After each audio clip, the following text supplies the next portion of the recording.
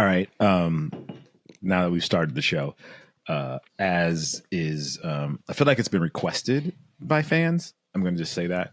I don't know if that's true or if they're requesting, or they're not requesting, or maybe they're just tired of it. Honestly, all three of our fans. We might have four now. We might have four by now.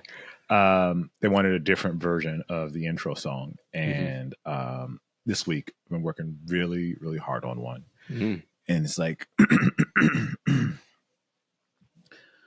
cars and kicks, cars and kicks. If you want your fix, it's on cars and kicks. Dude, and it lends itself to a harmony. Yeah.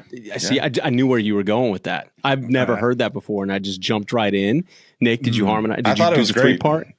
Yeah, I was not ready for it, but I'll be ready for it next time. I mean, I'm just glad that this is not Nick at Gmail sent in that request for a new track, you know? I don't want to, I feel like that's a privacy violation by it. It's definitely not me. I think now we've to all three or four of our fans, we've appealed to, the metal fan base, the country fan base now, the hip hop fan base. I mean, we're kind of just, like you said, you were broadening our horizons here. You are expanding your portfolio, your repertoire. Repertoire. We're onto something big here. I think we'll be able to release a 13 track Cars and Kicks album maybe by the end of the year. Now you're talking. Pre-orders for Christmas. Hello, Grammys. Hello, Grammys. Stocking stuffers. Hello, Grammys. Yeah, baby. Here I come. Welcome to the show, everybody. Thank you for joining us on Cars and Kicks. I am Jacques Slade. I am the resident sneaker guy on the Cars and Kicks podcast. And I have two incredible gentlemen with me. Love them both. Just really great guys, and they are the reason why this show actually happens. I'm really just here because they needed a guy with glasses. So I'll let them introduce themselves and take it from here. Nick, take it away. Oh, man, I don't know how to follow that up. My name's Nick Engvall. I've known these guys for quite some time now as well. Just kind of in between. I'm a little bit of car guy, a little bit of sneaker guy, and this is a fun way to combine two of our hobbies and maybe get a little dreamy about what we're going to talk about today. But Eric, tell them about you.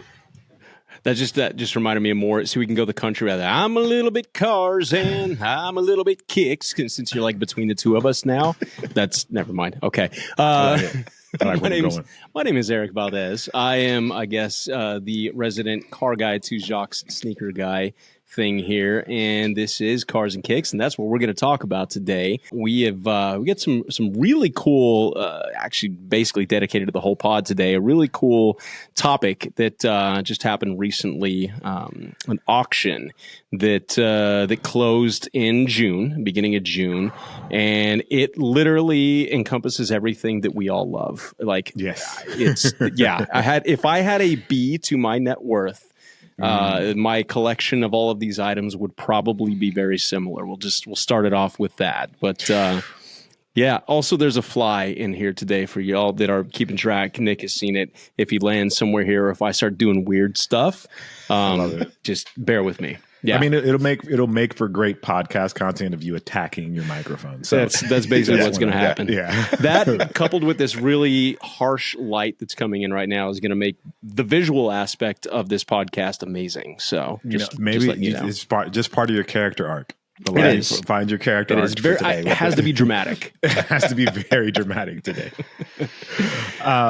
So the auction was at Sotheby's. Is that right? Correct. Sotheby's, yeah, yes. the Dare to Dream collection. Dare to Dream collection. And first of all, I can't afford. I just want to say that I can't afford this collection at all. I was looking through it, and I don't think there's anything in here that I could buy with the money that I make. Like nothing in here. I'm pretty is sure reasonably about priced. 20% of this collection is sitting behind you right now, anyway, or somewhere in that room. So no.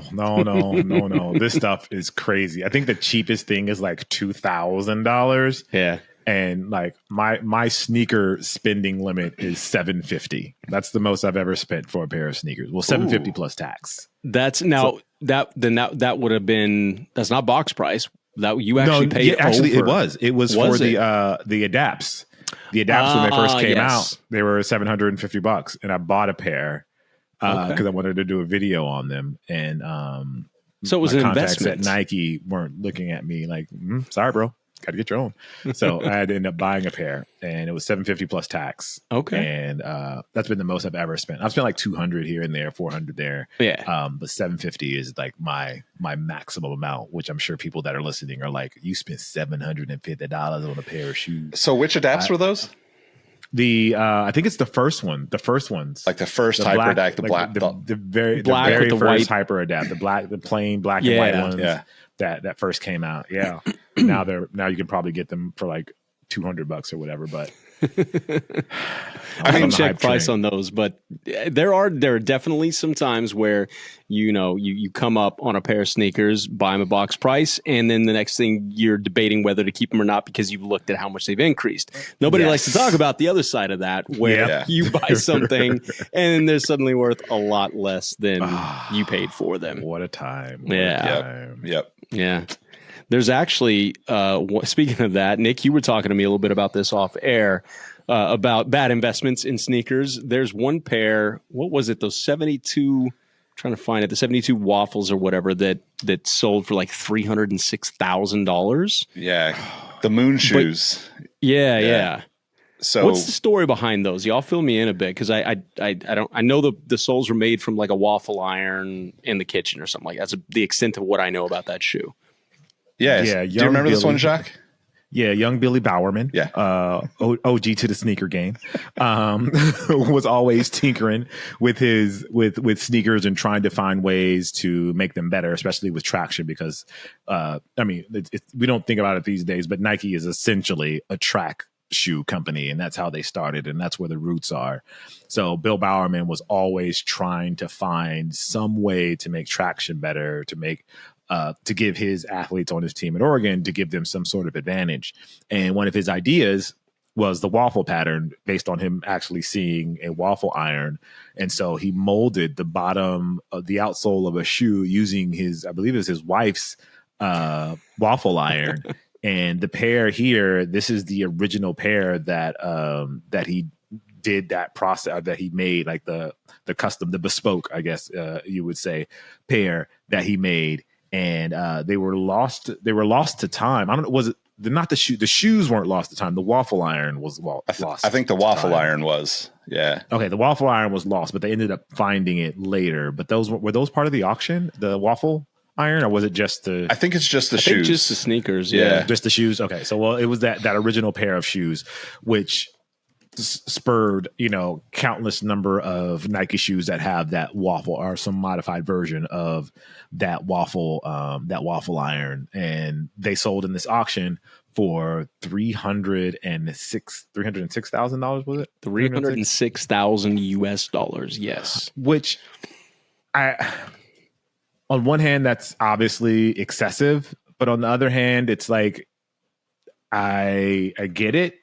For this to be like, this is a part of history for like one of the biggest brands in the world, and this is like a key part of their history. It would almost, I'm trying to think of a car comparison of how you, like, what would this be for a car? So it's not like the Model T. It's not the Model T. Essentially, it would be. I guess a good comparison would be something in the automotive world. They do every now and then, they do something like what they call prototypes or test mules, right? Mm-hmm. And so throughout history, there've been, let's use Porsche as an example. There've been, before there was a 911, it was a 356 was before that, and then the first 911s, where they used other vehicles to do testing and stuff. So they were kind of like Frankenstein versions of the final product. Or I think like when Ferrari did the Enzo, there is a test mule that I think sold at auction a while back based off of a really like a stretched Ferrari 348 chassis.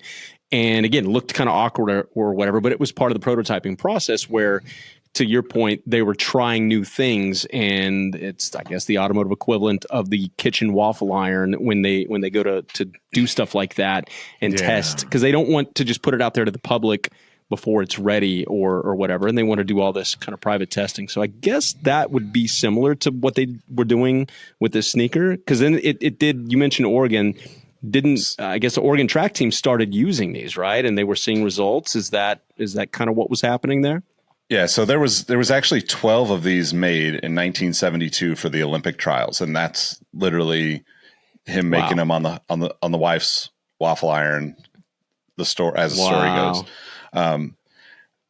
So the interesting thing I think about this whole collection, to Jacques' point, it's like these are numbers that are well out of my reach or even my mental capacity of having the ability to buy and actually spending that kind of money.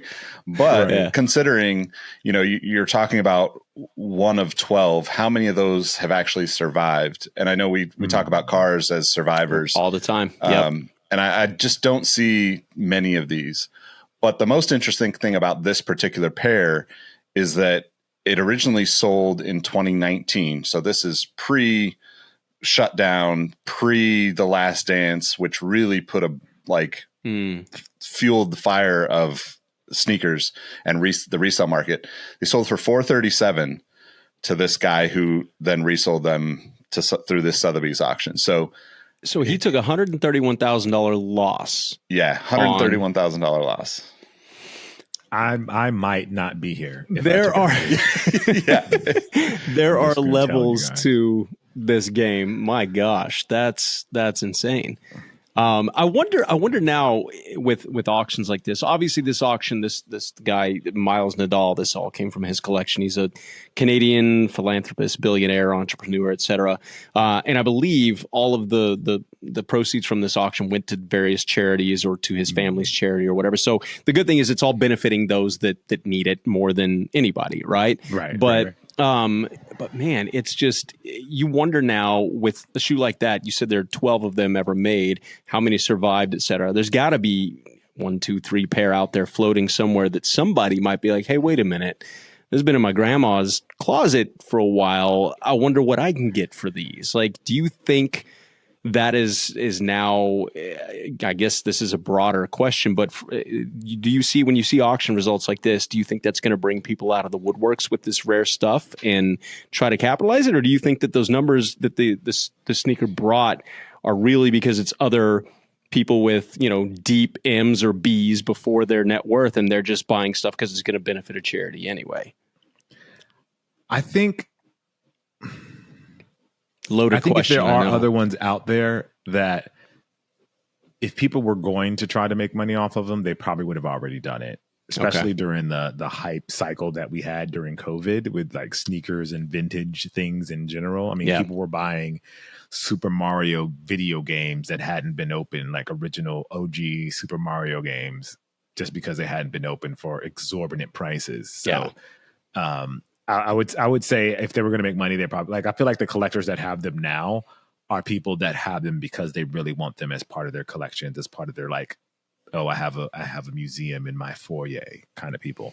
You know what I mean? It's like very, very I have these for a reason, just so people can see them. It's something to impress people. Like I know someone like a degree away that has like a signed pair of Jordan's original of the goodness gracious, I can't think of the name. Kind of sneakerhead of mine. The shoe, the band shoe. Airship. Yeah, Airship. That has a signed pair of the airships from Jordan. Yeah, I think we might be thinking about the same person that we both probably know. The same person. Yeah, but they'll never sell them. It's right. just like this is something that just they have, and like even when all the story about it really came out and broke during COVID, and there was an opportunity for them to show them off, and I reached out, and they were like, "No, it's not mine. I don't. They're mine. And I'll leave it at that." I was like, all right, and I get it. I get it. I don't, but I get it. Yeah. I mean, it's again, it's different levels to stuff. Some people are. It seems like the more the more successful someone becomes, the more, financial, the more money they make and everything, it seems like they smartly get a little quieter about things. There are the exceptions that are just extremely boastful and whatnot, but I feel like I've met a few people out there. I've been lucky through the car world to meet a couple of legit billionaires and befriend them over the years and stuff. And there's, one in particular. If you saw him walking down the street, he's got to be in his late 70s now, but he's just this kind of older dude that wears like rocker t-shirts and jeans and sneakers, and you wouldn't suspect much of anything. And then he'll go jump in his Bugatti or something at the grocery store and drive off. You're like, wait a minute, something's not adding up here. But he's also one of the most giving people in the world. He came from nothing, self-made, and just a really good all around dude, but definitely not flashy. You would never expect that he was worth what he is.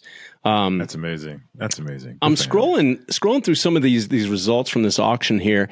And are there any that you guys have looked at that surprised you, in terms of either they went for a lot more than you thought they were, or like I'm looking here on the other end of that spectrum. I thought, and again, I'm not the expert here, but I thought at one point in time, these M&M Carhartt 4s were worth a lot more than like 12 grand, weren't they? Yeah, I think they were going for like 20 or 30 when they first came out. Okay. Yeah, that initial hype always takes things to a new level. Yeah, but and things I think people aren't spending as much on sneakers as they used to, which nobody spends as much on anything as they used to right now. Or anything that they used to. That's true. For better or worse. I'm a fan of like, all right, let's bring things back down to reality. So that makes me wonder. Like I'm looking at the Pigeon Dunks, right? That shoe sold for $20,000. I've seen that shoe for 50 or 60. I saw some Dornbecker ones on there. I think there's only 12 or 18 pairs of those. There was just a viral social post recently of those selling for 50,000 a pair. They sold for 38.4 here. So that seems like all of these things seem like, I don't want to say that a deal, but they seem very low. Mm-hmm. But on the flip side of that, to the question you just asked a moment ago, if everybody's kind of not spending as much, or, economic pressure, people want to let go of some of these crazy things that they may have, those family archive type things, or those things that will never get sold. And is now the right time to be selling them? Or is it a time where maybe financial pressures are like, hey, I'm going to let this go finally? It makes me wonder like how we don't see more of these things bubble up in these kind of weird moments in time where there's a huge dip in the market. Because it seems for sneakers, it seems like there's a huge dip right now across most of these things we're looking at. I can't remember what the Nike mags went for, but like those were going for $50,000-$60,000, 3-4 years ago. Yeah, I think they went. I think you had a couple pair in this auction. One. Back to the Future, the 2016s. I'm looking it up. It's 66. That's not bad. But yeah, I hear what you're saying, and I think a lot of things are just there's been in the car world, there's been a softening for sure, or a correction, as a lot of people like to call it. Because let's be real, the last few years, during COVID and the last couple of years after COVID, I don't know what people were doing, but there was an excessive amount of spending going on a whole bunch of things: cars, watches, sneakers. Yes. It just people had free time, I guess, and they were still making money. They, some people, and they were just spending it frivolously almost. And I'm seeing, in the car world, a big correction in the Porsche world. Mind you, all the really rare stuff is always going to continue to rise, but nobody's paying crazy amounts of money for something that's quote unquote normal. I mean, even in the used car market, people were paying like 10, 15 grand over sticker for Kias at one point. Kia makes an amazing car, but I'm not spending 10 or 15 grand over MSRP for a Kia minivan. It's not going to happen. Just greedy dealerships. Actually, maybe I just didn't get the memo, but maybe there was some hack where like you got that $600 check from the government and like you should have bought a Porsche instead of, like using that 600. I don't know how you turn 600 into 60, but yeah, those are quick turnarounds. A lot of people on the internet that'll tell you exactly how to do it and show you their results. Yeah, Bitcoin, baby. Yeah. I'm looking at some of the car results here too. I mean, first of all, the memorabilia in between the cars and kicks here. This guy's collection was incredible. He had, mind you, replica trophies. They weren't the real deal, from a bunch of like Monaco, from Daytona, from, various Indy 500, all these different things, which are really cool. And then you look at some of these cars and I mean, it's hard not to be uber envious of the collection and wonder why anybody would ever let this stuff go. But just looking at some of these results, I mean, Ferrari 288 GTO sold for $3.88 million. There are some of these cars that were on, I mean, a 550 Maranello sold for almost 300 grand, 296.5. That car 3 years ago was $100,000 car. Still not cheap, but there are a few of these that are kind of to counter our point that are still rising, the kind of rarer things, and it's interesting to see that. My dream car of all time, the Ferrari F40, he sold one for 3.47, which is actually not crazy. I've seen those trade hands at around the $4 million mark. One of the craziest things here, funny story, there's an 89 Speedster, Porsche 911 Speedster here. This is one of those, like, you wish that you had made a different decision in life type of thing that happened years ago. So when I first moved to LA, I worked at I had a couple small jobs before I was making any money in entertainment. And one of them was at a place called Redline Motor Group. It's no longer around, but the business itself is right on Sunset, across from what used to be the Hustler store. And it's now the Specialty Car Collection. My buddy owns it. It's been a handful of different things, all car related. He owns a body shop that specializes in high-end cars. Now I guess he buys and sells them and rents them and stuff. Either way, that was our little place that I used to work at. And my boss had, at the time, we modified a lot of high-end cars, sold wheels, tires, exhaust systems. It was a speed shop for multimillionaires, basically, because we modified Lamborghinis and Ferraris and Porsches and stuff. All of that is to say, my boss had a handful of cars of his own, and this was kind of a way of him just paying for his habits, I guess you could say. But one day we had a white Grand Prix white over, I think it was blue, might have been black interior, 89 911 Speedster, just like the car that sold at auction. And these weren't super sought after back then. This would have been early 2000s, so call it 20 years ago, 18, 20 years ago. And at that time, this was one of those cars. It was kind of a weird, quirky car in 911's history. Kind of a chopped. If you're not familiar with it, Jacques. Well, I forget Jacques knows all about all this stuff. But for those of you that aren't familiar, for those that don't know, it's it was a G-body 911. Last year, the G-body 911, and it had the kind of the turbo fenders, wider front fenders, and the chopped windshield, and you know what I'm talking about, Jacques.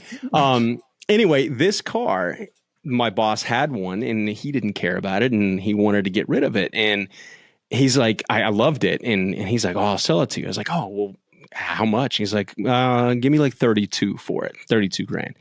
$32,000 was a lot of money when I first moved to Hollywood and was eating $5 footlong Subways and cutting them in half so I would have lunch and dinner. And I was like, damn, man, I could have, in retrospect, maybe I could have just asked somebody, because I knew it was going to be one of those cars that would kind of go up in value. Didn't realize it was going to do this. This one just sold for $307,500.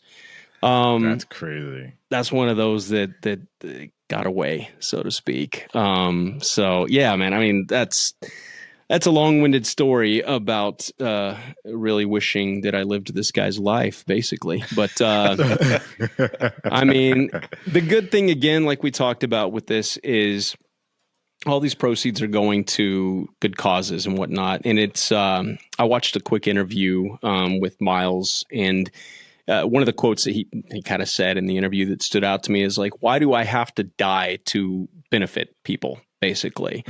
Oftentimes that's what happens is these very wealthy individuals die and they leave their net worth to a charity or to a school or to, their family members, and then they go and do things with it or whatever. But his whole point was he spent years collecting these things because they kind of brought him joy and everything, and then realized that he finds more joy in helping others see joy. So letting go of, I don't remember what the final number was for all the items cumulatively, but it was estimated to bring close to $60 million or something like that. And letting go of that, these kind of material items, so to speak, so that it helps other people, that's kind of a cool way of looking at life, So kudos to him for doing that. Got a question for you guys. So I've always loved the FJ Cruiser. Okay.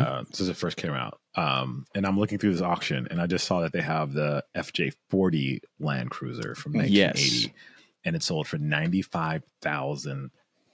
What is it about that car, that truck cruiser, that pushes that price up that much? Is it just because it's old? Just because it's like a vintage, or is it just because of the shape that it's in? Combination of things. So this is one of those, and you guys will be able to tie this into the sneaker world or whatever. So it's the silhouette is classic. We talked in one of our other podcasts about the 911 being one of the most iconic silhouettes in the motorsport or in the automotive world. The FJ40 was, kind of the first Land Cruiser. It for all practical purposes, it looks a bit like a tractor. It's very industrial. Yeah. It's very kind of raw, no frills, but it was very good at off-roading at the time. And over the years, it kind of garnered this cult-like following. The FJ Cruiser that you mentioned that you liked, if you look at that side by side, that was inspired heavily by the original FJ40, much like the new Bronco was inspired by the 70s Broncos. It was kind of that modern retro take, Toyota's modern retro take on the FJ40. And so to answer your question, the FJ40 has always kind of had this cult-like following. This particular one, beautiful shade of blue, fully restored. When you have something that's that meticulously taken care of, and essentially you're buying a brand new vehicle from 1980. Now it's not something you can just go into a dealership and get. So it is going to bring a premium, much like a pair of dead stock sneakers might, or something like from back that. In the day. Yeah. Would it be blasphemous to gut this and make it electric? That particular one, I would say yes.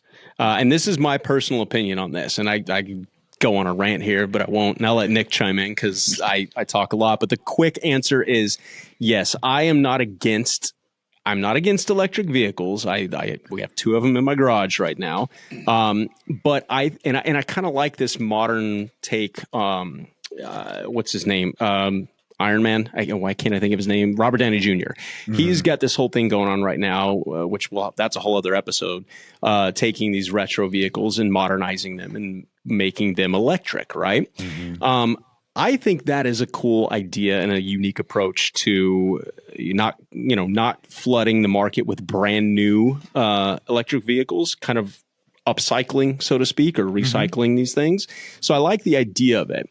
But taking something that's pristine and then gutting it and doing that, no. You've got to start with something that's been beat and left in a field for the last 30 years with rust everywhere, and then you bring it back to life as the EV. You don't take a pristine version of that and then just completely, ruin it in that way, I guess. Yeah, no, I would 100% agree. I mean, I think that, I don't know if you mentioned, but like this being the 2-door version too, right? Like isn't there the 4-door? FJ60 was the 4-door. Yeah, it came right after the FJ40. Is like, you see those on the road regularly still. Like, which are also very cool. Very cool vehicles, but like they're not as like coveted the way like the 2-door FJ40 is. So like it's a little bit of a rare anomaly in that like world, especially because, like economically that vehicle is not something you would want to try to keep around. It's still got to be smogged. It's, like in most places it's going to be a pain to drive it regularly. But I think to Erik's point, like I have two 92 Integra GSRs. The first time Honda ever had VTEC in cars in the US. Car was only released here one of those cars is like, for better or worse, like just everything stock, nothing will change on it. You know, eventually I'll probably sell it at some point. And then one of them is modified because I was just like modifying the cars. You know, those cars, we're not talking about the same value, but for me, like I am such a fan of those cars and I am so close with all of the people that are really fans of those cars that I would feel so much guilt to take away a relatively stock car that's only worth maybe $10,000 to $15,000, you know, maybe 20, 25 to the right person. But like that, like if I were like, okay, I want to make this electric or, you know, put a modern K-Series engine in it, like all of those things, like I would just feel so bad. I'd almost rather trade that car to somebody that has one that's modified. That way I'm not taking one of the rare gems off of the, you know, off of the playing field, so to speak, if that makes sense. Yeah. Wow. I think it comes down to, you know, again, when something comes out, whatever year it is, if it's a decade ago, 2 decades ago, whatever, over time, it just becomes rarer and rarer. Not because it doesn't necessarily need to be a limited production vehicle like the GSRs, the Integra GSRs were not limited vehicles. FJ40s weren't really even that limited, but most to 90% plus of people in the automotive world, and probably the same thing in the sneaker world, they're bought for a purpose. They're bought, if it's a car, it's to get you from point A to point B. If it's shoes, it's to cover your feet, to get out and do whatever you're going to do in the world, right? Yeah, so they get used and they get worn and they get beat and oftentimes they get forgotten about. Yeah. And so even if they made 300,000 copies of whatever vehicle or sneaker we're talking about, if 298,000 of those are just run-of-the-mill beat-up versions, and then the 2,000 that people have in private collections or that they've meticulously taken care of or whatever are still in great shape, over time they just become more sought after. You know, it's just, and I think it might be, I think it really is a generational thing too, right? Like if we look at our parents, you know, most of their generation and the sneakers weren't a big thing in the 50s and 60s, right? No, it didn't really come into play until the late 70s, early 80s, probably. You know, to me, I first learned about sneakers through sports and hip hop. You know, through that was how they got introduced to me and became something other than just shoes. Cars became they were always a thing in various ways, but their heyday would have been probably the 50s. Some people might argue that the 30s and 40s were great cars, but they didn't really become popular until that generation got to a point where they could then buy the old version and restore it or whatever, or buy a new version that hadn't been beat up or whatever. So like my parents' generation, you know, they're still pro muscle car, which I love, by the way, but the 60s and 70s muscle cars are their thing. Our generation that was a whole Fast and Furious era, right? When like JDM cars became a thing, and modifying Hondas and Acuras and Toyotas for the first time became mainstream, because there were a select few people doing it in the 80s. You know, it was in the Caribbean islands, they had this weird thing where they got old Toyotas and would drag race them, like Toyota Starlets and stuff, from new, like in the 80s, and they would just put giant turbos on them and everything. So there were a few people that were modifying from day one, but it didn't become really popular until you get to a certain age. And I think now we're seeing this resurgence of JDM cars. It's why you go and bring a trailer and Supras and NSXs and RX-7s and all of these cars that we kind of grew up. We were still kids when they were being produced. That's kind of what we gravitate towards. And so the interesting thing, and this is for another podcast, but is what is like my son's generation going to look back on? He'll be an anomaly because he's growing up in a car family, but are people going to look back in 25 years and be like, man, I really want a Tesla Model 3? I was just going to say, imagine that years from now, someone's going to be like a Tesla Model Y. Man, that Model Y, fam. Fam. And then Jacques going to be Grandpa Jacques, like, I used to have one of those. Check this out. I had me a Model Y. Yep. The battery exploded. I think that's going to be the interesting thing, though, right? The nuance of all of these things, right? Like, you know, Enzo's he's going to be around cars all of his life with you as his dad, right? So like he's going to know about the Roadster. If Tesla's even a thought on his radar, he's going to probably look at something that's a little bit more special and unique and not just a mass-produced vehicle. And I think what's really interesting too, Jacques, to kind of connect this to the sneaker side of things, all of this stuff is super nuanced, right? Like we're talking about this at a very not generic, but like a very broad level where like, I'm sure there's people that are, there's guys listening to this that have Honda Civics, Integras, FJ40s, FJ60s, and they're like, that is a limited, like they're like, this is limited because relative to the other cars in their world of cars, those are the ones that were elevated. Kind of like to Erik's point, if there's 300,000, you know, Honda Civics on the road and there's 20,000 Civic SIs, I have no idea if those numbers are anywhere near accurate, but just for example, right? The people that had those SIs that still have them around and they've survived are like, yo, it's really limited. And the same thing with the FJs. Like my brother-in-law has a probably like a 2001 Land Cruiser that's all done up. And like he is like, you know, just like die hard. And it's not my thing. So like I'm learning from him when I talk to him about it because it's like, oh, these are all things that like I do on like to your point about the JDM stuff. Like I chase the rare parts. I chase the rare wheels. I've got storage units full of stuff I don't need to have. And like, and that's kind of the way everybody does it. Right. So there's like so much nuance to it, you know, kind of the way in sneakers, you know, we're looking at this list of shoes at Sotheby's. The people that know the difference between an 85 Jordan 1, a 94 Jordan 1, a 2001 Jordan 1, 2001 Jordan 3, those are very special to the people that understand the differences and the nuance between all of those. To the average person looking at it, they might just see the black and red Jordan 1 and think, oh, that's the banned shoe, right? Like most people don't know that Jordan was banned for wearing the Air Ship, not the Air Jordan 1, right? That's a story that you and I have told for years. But on the flip side of that, Nike's like, come buy this banned Jordan 1, you know, like they're trying to sell the black and red Jordan 1, which, you know, I can't blame them. Like it's one of the most important shoes ever. It's just that the story's maybe a little bit different, which I think is a very common thread between cars and kicks.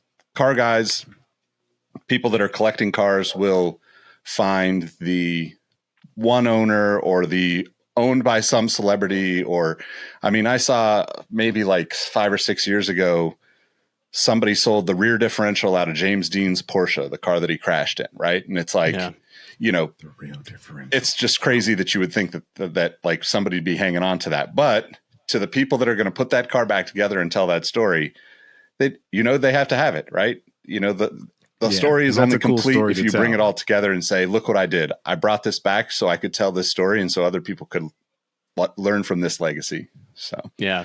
And that's a story to tell. I can imagine being like, oh, this, this has the real differential from James Dean's car. See, that brings up a whole interesting point to me. Like when it comes to, I won't even say collectors, just enthusiasts of both the sneaker world and the car world. Like for me personally, I've owned, I think I'm on like number 68 cars in my whole life so far, which is, it's a decent number, but it pales in comparison to some people. But it's eclectic. Like I've never bought something specifically for the purpose of like trying to flex on somebody else or whatever.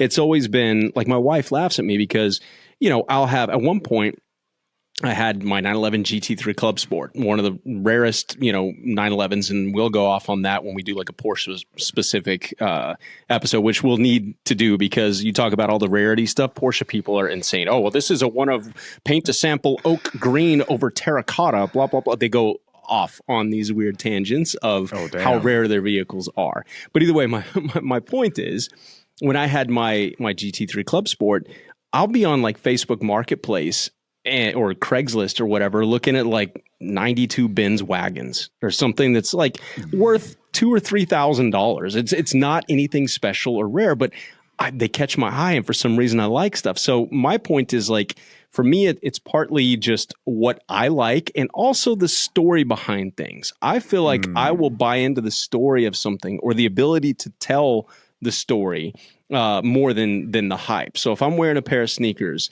and, you know, I can talk to, like, I got a pair of Hokas, and I'm going to try to keep it together here, but I got a pair of Hokas that I wear for my yard work, right? They were my dad's, and they were mine initially. I gave them to my dad. My dad wore them and one of them is missing part of the outsole and everything, but it's like, you know, and they're thrashed and like they're beat. But anytime somebody says something, if I'm out in the yard or whatever, oh, those Hokas comfortable. Yeah, they're comfortable. My dad, blah, blah, blah. And I go through like this range of emotions and memories and stuff. Yeah. You know, I just lost my dad in January this year, so it's been a bit of a year. But the story that gets attached to those sneakers, or the story that gets attached to a certain car that I drive, you know, it just, that to me is, you can't put a number on that. So some of these collections are really great, you know, and bring a lot of money and a lot of hype. But like, if you can tell a story that gets attached to something that you're wearing or driving, man, that to me is the whole reason for becoming an enthusiast and a collector, so to speak. It's the stories you can tell. Like, they're just things to most people, but there's a story attached to them. There's a nostalgia attached to them that makes them much more valuable in your eyes. And I can see why somebody would buy something like that, because I find myself every once in a while I'll look at like a car website, and I'm looking at the stuff from like my teenage years and probably like early college years. Is the stuff that I look and I'm going, oh yeah, dang, I remember that. Oh, I'd be so sick to have one of those. Yeah. Like, so I get that, because like it brings back a feeling and an emotion for us. Like, I feel like I would have had so many more women if I would have had that car back then. Kind of, you know what I mean? You know, you guys don't think that way? That's where my brain goes. Like, oh, I'd have been killing them if I would have been whipping in that. I'd have been like crazy. The funny part about that. The funny part about Nick's that. got a story here. Look at that. So you know the meme that's like the guy walking with his girl and he's turning around looking at the other girl? Yeah. So at least like 5-6 times a week, Cam just starts busting up laughing at me when we're driving around, because I do that same thing, but I'm looking at like early to late 90s cars on the road. I will see like a little CRX. A 2001 5 Series wagon has always been on the bucket list for me. I don't know why I haven't bought one. It's not like they're crazy expensive. No, they're but not. Like every time I see one, I'm like complete rubberneck, and she'll just be laughing sitting next to me going like, this guy. That's so funny. I don't know. Maybe I'm just on the wrong side of that. Maybe I should have done all this when I was younger and I would have had the girls, but I probably would have been oblivious to it anyway. And I've been beating my hands up working on it in the garage, or, you know, something like that. The funny thing is another, I don't know if it's necessarily a meme or whatever, but it relates to this is, and I'm paraphrasing here, but it's like dudes will buy and modify these cars thinking that it's going to impress all these girls and going to get all these girls. And really all it's going to do is open up a conversation with another dude at some random Cars and Coffee. And it's like, it's kind of the reality of it, you know, but that's fun in and of itself in a different kind of way. That is fun. That's that meme of like the guy at the party with there's two people dancing, and then he's like standing against the wall, and he's like they don't even know that I have a modified BMW wagon. Like they don't even know. Like, they don't even, like, I feel like it's the same for sneakers though, right? It's like they don't even know that there's only 400 pairs of this, you know, Air Max 90 made. Right? Right. Do you ever find yourself? Do you ever find yourself? I'm guilty of this, which is why I'm bringing it up, and not in a braggadocious way. But do you ever find yourself like in conversation with somebody who doesn't know nearly as much as you do when it comes to either sneakers or cars, and they're having a conversation, and you just want to explain all the details and the rarity and the story behind it, and they don't really care, but you can't stop yourself from going in. My wife gets that all the time. My wife gets it all the time. All the time.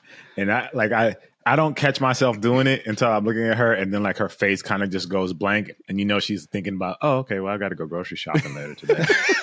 We got to clean up the room. I got to do laundry. Like I can see that in her face. Yeah, and I'll be like, anyway. So yeah. So that's all. That's what I tell you. I'll get excited about something, even like with golf, especially now with golf. Like golf will be on Saturday or Sunday, and I'm like, oh, that's Will Zalatoris, and he was out for a little while because it hurt his back. So, and I'll be fucking fully animated. Oh yeah, so like the way he was swinging, he was like crushing these two vertebrae right here, these two, just going all the way in, and I just have to catch myself and be like, she does not care. She plays nice with me. She's like, oh, he hurt his back, huh? And I'm going all the way in on the details. So man. I get it.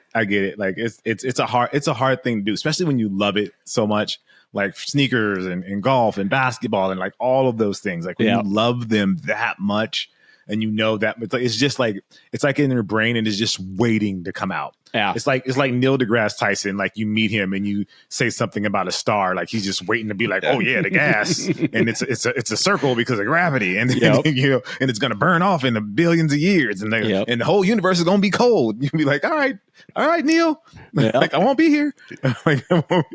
I think that's the benefit of having a 6-year-old who literally everything is new to him. Is I can tell these stories and he genuinely wants to listen. Whereas like my wife just tunes out or on half the stuff I'm talking about. But this brings up a good idea. I think as we start to wrap this podcast up, is I think sometime in the near future we need to start maybe bringing some other people on, like-minded people on that we can geek out and talk about these things with some guests maybe. I don't know who. I like that idea. But, I like that idea. Yeah, I'm thinking maybe we should explore that. I think I have someone in mind that has a pretty nice collection. Okay. At least it was a nice collection from me from what I saw. Both cars and sneakers, to be honest. I like this. Yeah, I went to his studio and I did a sneaker tour with him. Mm-hmm. And inside his office were like 15 cars. I was just like, what is happening here? I like this. He has. I imagine we could get him on. He could tell you about a lot of things. Like one of the things he has like a G-Wagon from Janet Jackson. Oh, just, like, amazing! See the story. Yeah, exactly. There's like a story that like the most random of things, and he could tell us a really great story. I'll have to see if we can get him on. I'm sure there's lots of people. Even some of you may know that I used to do a car show. I know that. And the guy that produced that show is a big car guy. It has tons of car guys. Eric, you know him. I do.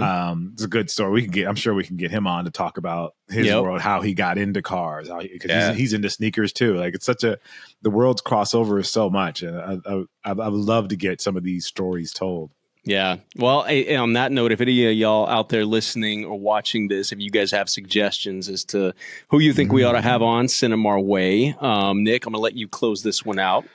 Yeah, you can find us Cars and Kicks, Cars X Kicks, we still don't. Yeah, we just it'll be linked in the description. Every week it's going to be like this, guys. We're just going to change it up. You know what? I'll make the commitment to remember the handle of all the social when we finally land on the right intro music. How's that? There you go. Well, no pressure. No pressure. That puts pressure on me now. Now I don't understand how this got put on me. This was you messing up the ending, and now it's I've got pressure for the intro. I just like how you're the beginning of this. You got to close it out, Nick, and I'm just going to talk in the middle somewhere. I don't have any responsibility. It's terrible. I don't know how. How about this? If you do have a guest, we'll put a link in the description wherever you're watching or listening to this. You can suggest who you want to see on here. Maybe it's even yourself. I don't know. Yeah, there you go. I would love to get some of the listeners on to talk about like the modifications that they've done, and what their collections look like, and why they pick that particular car, or why they pick that particular shoe.